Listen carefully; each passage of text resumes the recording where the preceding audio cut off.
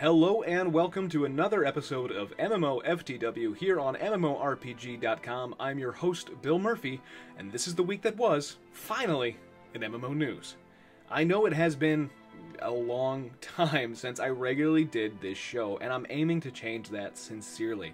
I don't know if I shared this with you guys or not before, but things have gotten a little bit weird around the Murphy household all at once. My mother-in-law passed away of cancer at a pretty young age. My kid went to school. My brother-in-law had a baby.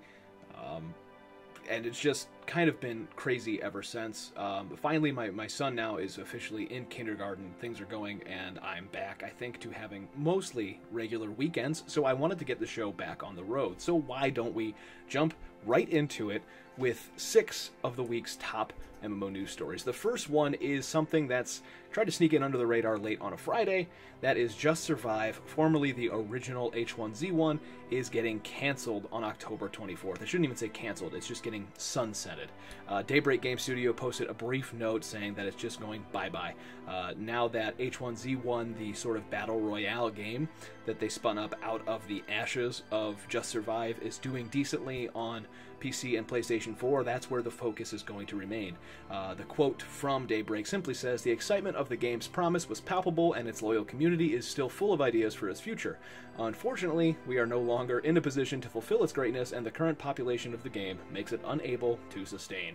So, bye-bye Just Survive, bye-bye whatever was supposed to be a Star Wars Galaxy's successor. Am I right? Or am I right? Or am I right?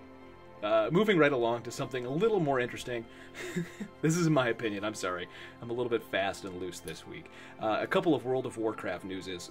First up is the brand new Warbringers video, which are these sort of animatic shorts that show you the reason why the 3 powerful women at the heart of the war in Battle for Azeroth are at it. The first one was, of course, Sylvanas, the second one was Jaina, and the third one is Ashara, the Queen of the Naga herself. It's really fantastic. I urge you to go Google the sucker right after you're done listening to me ramble here and watch the whole thing. It brings in the old gods and what part they will play in BFA as the patches go through this expansion. I guess we'll wait and see. But also in WoW news, and this is kind of surprising to me because the game is, think about this November, World of Warcraft will be 14 years old, and Battle for Azeroth's expansion to World of Warcraft set a new day 1 sales record for the game, moving 3.4 million copies on August 14th alone. Seemingly, this does not include units pre-ordered prior to launch day. That's how the press release reads. That means if you pre-ordered, that total is even higher.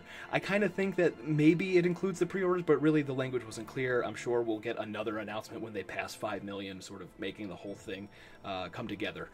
So, yeah, that makes it one of the fastest selling PC games of all time, and it's just an expansion to a 14-year-old game. Anybody who thinks World of Warcraft is going anywhere anytime soon is obviously out of their mind. Now, next up in new games, Bless Unleashed was announced by Bandai Namco Entertainment America in cooperation with NeoWiz Studios. It's a sort of sequel, I guess, to Bless Online that's built from the ground up in Unreal Engine 4 for the Xbox One first. Possibly, I guess, PlayStation 4 might come later, and highly doubtful, but, you know, Unreal Engine 4 does work on the Switch, so who knows what happens to Bless Online on Steam, which is still in early access. There is an FAQ out there that says that they are 2 separate teams within NeoWiz, which is a larger corporate studio, you know, kind of like a Korean Electronic Arts, I guess. You know, they have multiple studios, and so there's a team spun up to make Bless Unleashed the past couple years, and then of course there's the original Bless Online team, which is still working on Bless Online for Steam, which is supposed to launch later this year. So you can read the whole FAQ over at the blessonline.net page or over on the Steam page. Now moving right along to Torchlight Frontiers, which is my personal new, most hyped MMO of 2019. I know there are lots of great games being made, huge, massive, revolutionary MMORPGs like Ashes of Creation, Crowfall, Pantheon, and everything like that. But my biggest one is the MMO version of Torchlight, which is now, as we know, coming out in 2019 on PC, PS4, and Xbox One. No news yet on the Switch. I am a Switch fanboy. I'm hoping maybe it'll get there. It is an MMO action RPG. If you liked Torchlight 1 and Torchlight 2, if you like Diablo 2, imagine that.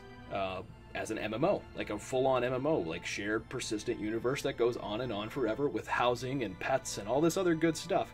We learned a whole lot of details about the game at Gamescom, and Gareth Harmer, Gazimov, he wrote up a whole interview. You can head on over to the website to read the whole thing.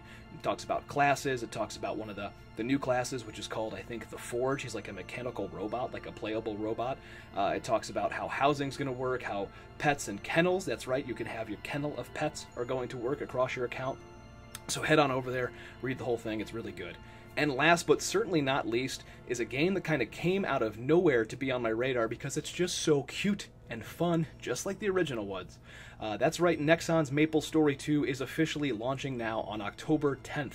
There are pre-sale packs available from as low as around $20, and the Mush King Royale, which is Maplestory 2's own goofy, tongue-in-cheek take on the Battle Royale, is a free-to-play game, part of Maplestory 2. It's like a PvP mode that you can go over and play and download now, which also allows you to create your characters and reserve your favorite character names for when the full game launches on October 10th. The Mush King Royale only runs from now, or I should say from August 22nd to October 1st, and then the server comes down while they get ready for official launch. So that will do it, folks. I'm sorry I've rambled so long. It feels like I'm a little out of practice for doing this. I hope you don't mind. Don't forget to subscribe to us on Twitter, Twitch, YouTube, Facebook, all that good stuff. And don't forget to check out the Game Space Game Show, which is our new all-gaming podcast. That's every Friday night at 10 o'clock Eastern, 7 o'clock Pacific. And it's also on iTunes and all other places where you get your podcasts. It's on YouTube. It's on GameSpace's YouTube. It's on Facebook.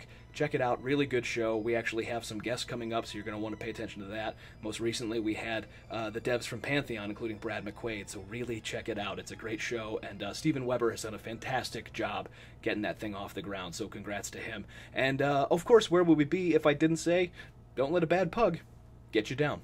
I'm Bill Murphy. Have a good night, all.